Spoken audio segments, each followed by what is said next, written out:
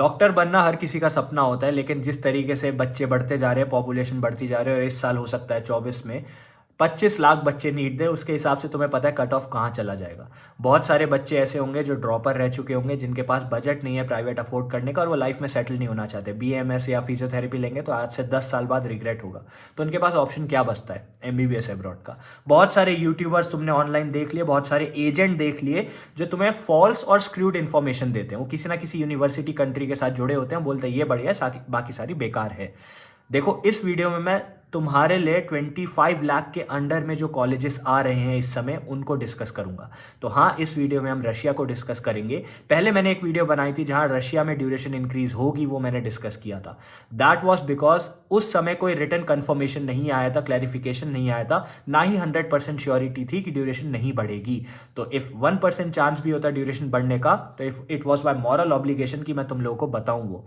अब क्या हुआ, रशिया के अगेंस्ट RTI हुए, बहुत सारे क्वेश्चंस उठाए गए, और उनके रिस्पॉन्स है जो अब आपको स्क्रीन में दिख रहे हैं।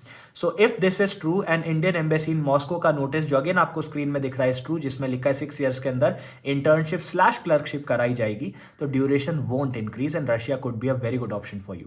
लेकिन हम क्या क्या डिस्कस करेंगे इस वीडियो में देखना, क्योंकि एक वजह थी कि मैंने फिलीपींस क्यों छोड़ा।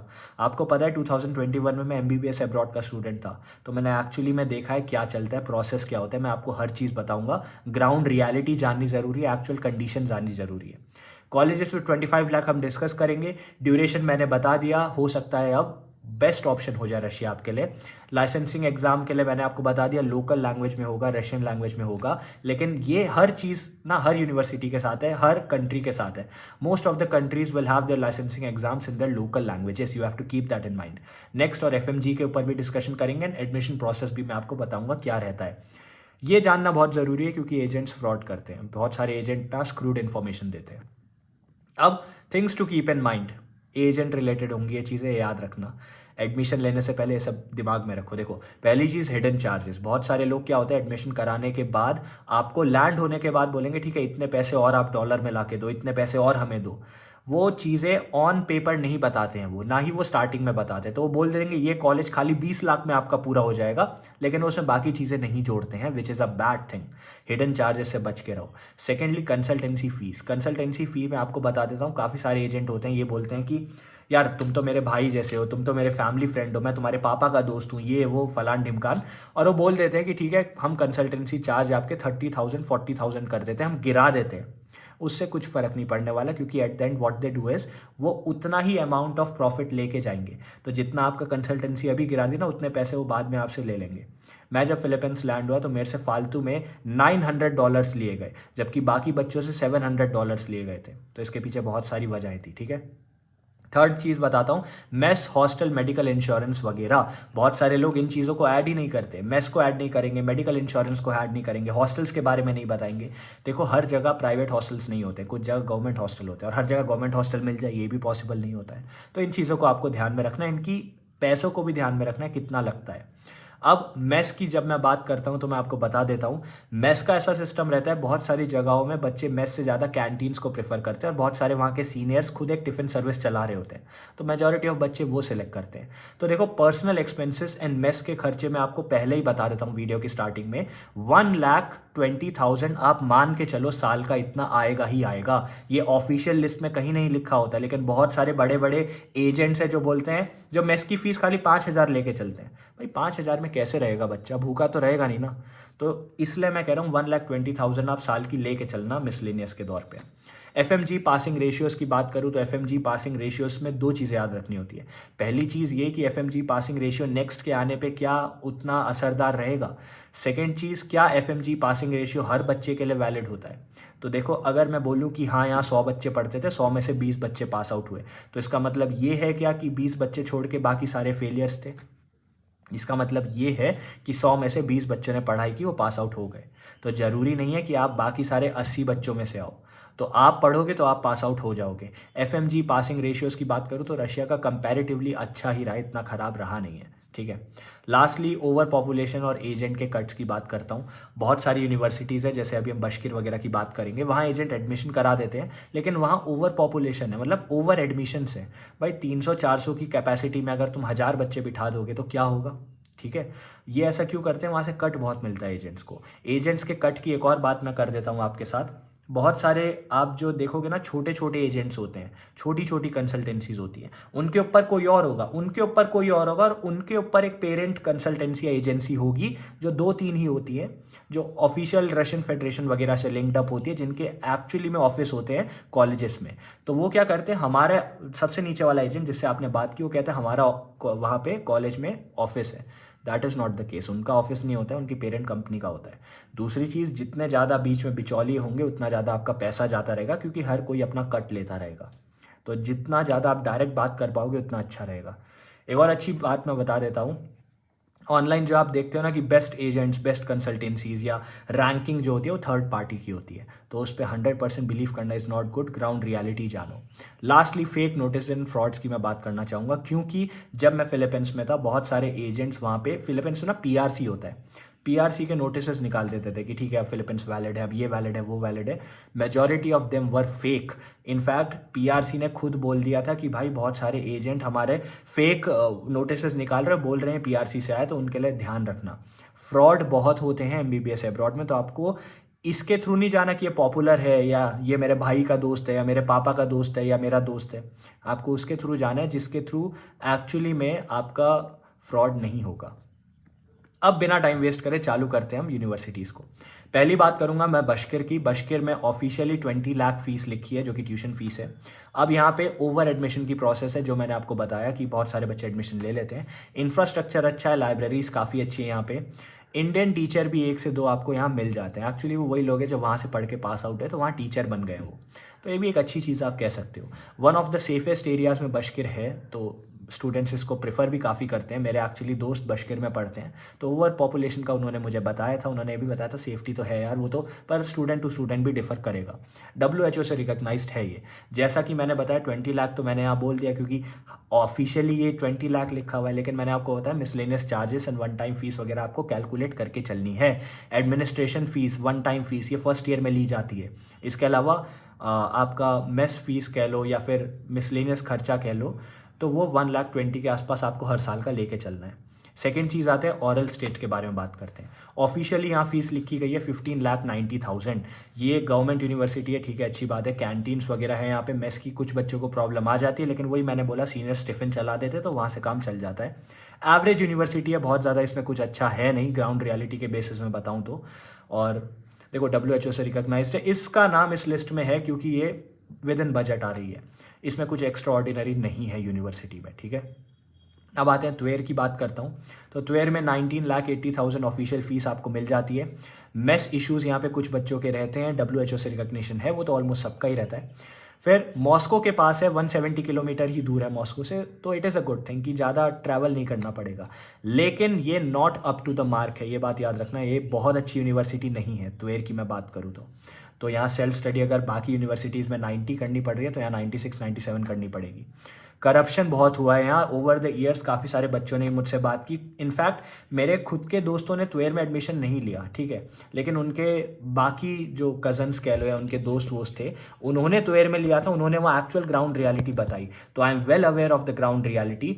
एजेंट्स यहाँ पे एक्स्ट्रा फीस ले रहे थे बच्चों से, करप्शन बहुत हो रहा था त्वेर में।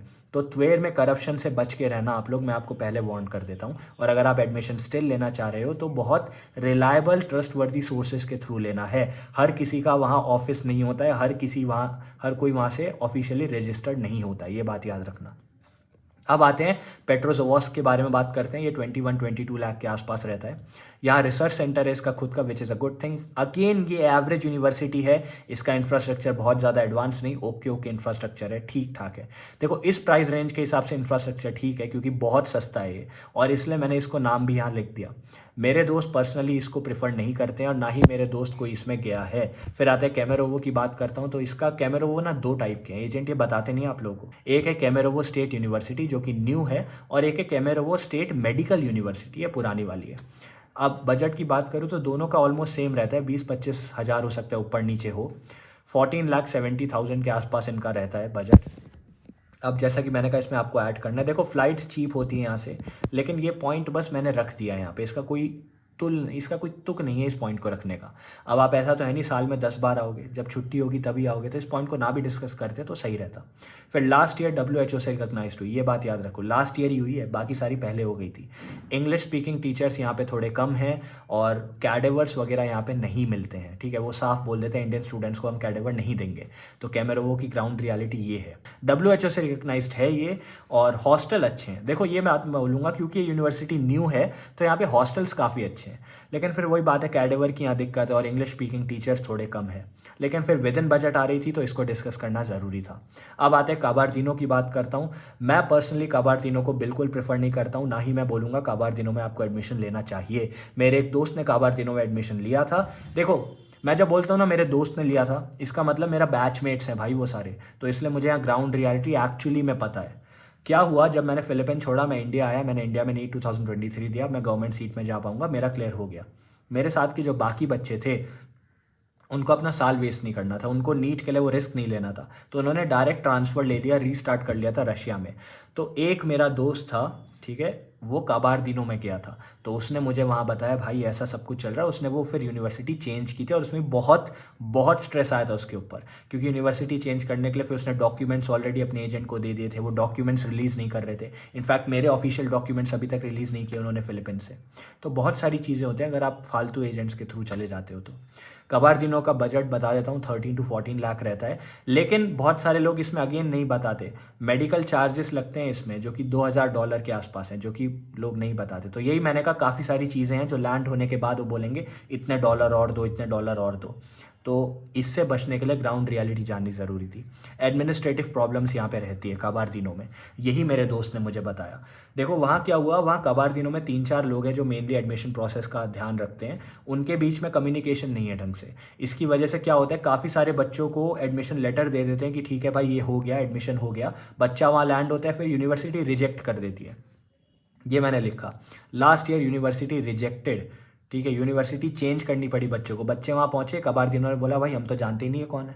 तो ऐसा भी हुआ है बच्चों के साथ। मैं ये नहीं कह रहा सबके साथ होता है, लेकिन अगर एक पर्सन के साथ भी होता है तो ये मॉरल ऑब्लिगेशन है मेरा कि आपको मैं बताऊं इसके बारे में, ताकि आपके साथ ना हो।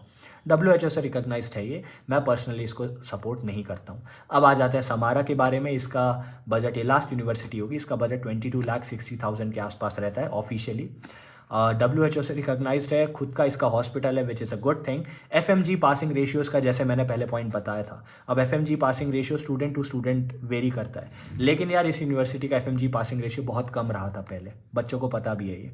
तो इस वजह से इस यूनिवर्सिटी ने क्या किया, अब इसने FMG और नेक्स्ट के लिए क्लासेस चालू कर दी हैं कि FMG नेक्स्ट की पढ़ाई कराएंगे, तो इसकी वजह से ये FMG पासिंग रेशियो अपना बढ़ाना चाह रहे हैं। इसके अलावा एक प्रायोरिटी 2030 करके एक लिस्ट निकली है, एक प्रायोरिटी 2030 करके प्रोजेक्ट निकला है रशिया में, जिनमें एक टॉप की जो यूनिवर्सिटीज़ हैं, देखो टॉप की, पहले पॉइंट सुनो फिर मैं बताऊंगा टॉप की यूनिवर्सिटी से मेरा क्या मतलब है।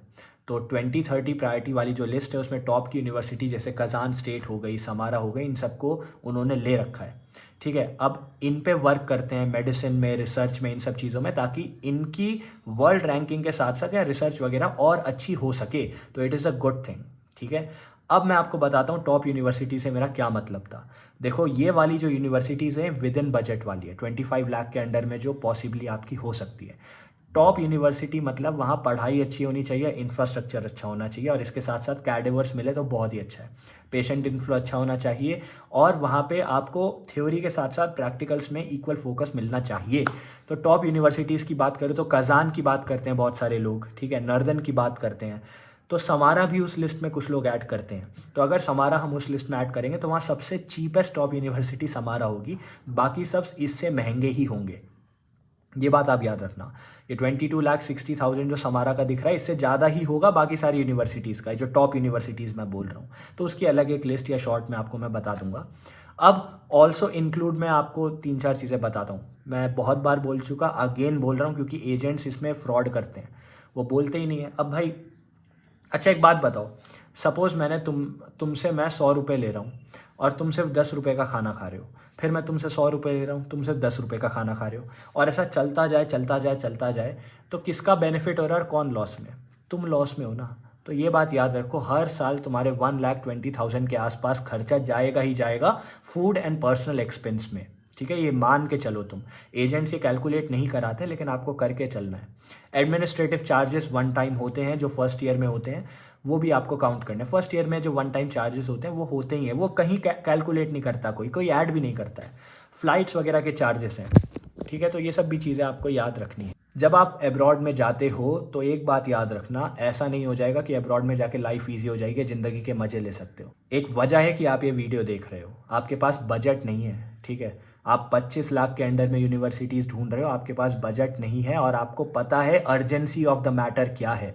आप अगर अब्रॉड जा रहे हो एज अ लास्ट ऑप्शन, जो कि मैं हमेशा बोलता हूँ कि MBBS abroad should be a last option. देखो, समारा में एक दो अच्छी चीज़ें थी कि एम्स के साथ इसका लिंकअप हुआ था, और वो सारी गुड न्यूज़ हैं। लेकिन फिर वही बात हो गई कि देखो, मेरा काम था आपको ग्राउंड रियलिटी बताना। मैं एक एजेंट नहीं हूँ, ठीक है, ना ही मैं किसी के साथ टाई अप्ड हूँ या किसी के साथ लिंक्ड अप हूँ। मेरा काम था ग्राउंड रियलिटी बताना। लेकिन एक बात याद रखना, देखो, MBBS abroad should be a last option, पहली चीज़। दूसरी चीज़, कंट्री सेलेक्ट करने से पहले आपको ये याद रखना है कि आपका बजट कितना है। जब तक आपको बजट पता नहीं होगा तब तक आप यहाँ वहाँ 10 जगह सर मारोगे। बजट याद रखो। फिर तीसरी चीज़ आप याद रखो, आपको USMLE, MRCS, PLAB, New Zealand, Australia वाले ऑप्शंस ओपन रखने हैं कि नहीं। कजाकिस्तान जैसी कुछ कंट्रीज है जहाँ पे अगर आपको USMLE का ऑप्शन ओपन रखना है तो आपको एक्स्ट्रा इंटर्नशिप करनी पड़ेगी 1 से 2 साल की। उनकी एम्बेसी ने रिटर्न क्लैरिफिकेशन दिया है। तो इसलिए अगर आपको ये सारे ऑप्शंस ओपन रखने हैं, बजट में रहना है, सेफ कंट्री चाहिए। सेफ मतलब ड्यूरेशन एंड बजट का परफेक्ट कॉम्बिनेशन। ऐसा भी नहीं कि बजट बहुत कम है भाई, बजट तो 20 ही लाख है लेकिन वहाँ 9 साल लग रहे हैं, तो फ़ायदा क्या है भाई, नेक्स्ट एग्जाम कैसे दोगे। तो आपको दोनों का बैलेंस आउट चाहिए। तो इन सब चीज़ों को ध्यान में रखते हुए you can consider these kind of countries and these kind of colleges जो मैंने इस लिस्ट में आपके साथ शेयर किए। अगर आपके पास कोई भी और डाउट है, कुछ भी है, तो मेरी इंस्टा ID नीचे मिल जाएगी, उसमें आप मुझे DM कर सकते हो। I hope this video helped. All the best and good luck for your future. Thank you.